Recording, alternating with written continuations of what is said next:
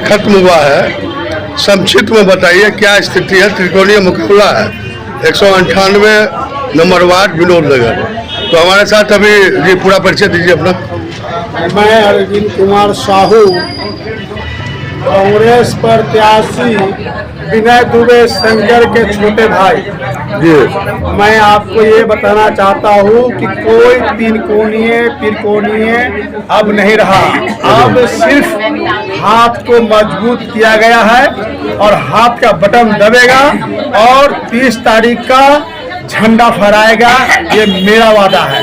जी धन्यवाद। क्या कहना चाहेंगे पंडित जी? आप मिथिलांचल के हैं, पूर्वांचल के हैं, उत्तरांचल के, सर्वाधिक मतदाता है विनोद नगर में। इस बार जो है पूर्वांचल और मिथिलांचल वाले सब वोट बना लिए हैं जो विनय शंकर दुबे जी को इस बार जिताना है। पूर्वांचल की सम्मान की बात है इसमें।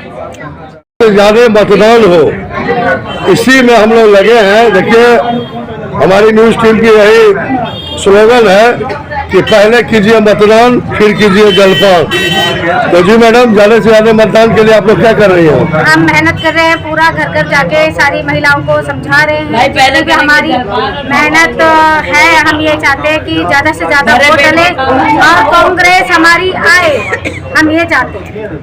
नहीं, अभी पार्टी का नाम नहीं लेना है क्योंकि आचार संहिता लग गई है। अभी प्रचार खत्म हो, चलिए ठीक।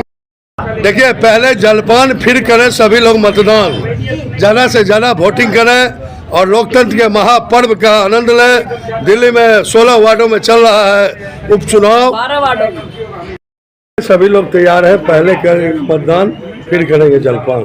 तो जी मैडम, ज्यादा से ज्यादा वोटिंग हो, क्या कहना है आपका? हम ये कहना चाहते हैं उस दिन सबसे पहले उठिए, सारी महिला पुरुष जो भी है पहले मतदान जाइए, अपना वोट डालिए क्योंकि ये वोट इतना कीमती है। आने वाले समय में हमें बदलाव चाहिए जिससे कि हमारा कार्य प्रगति पर हो।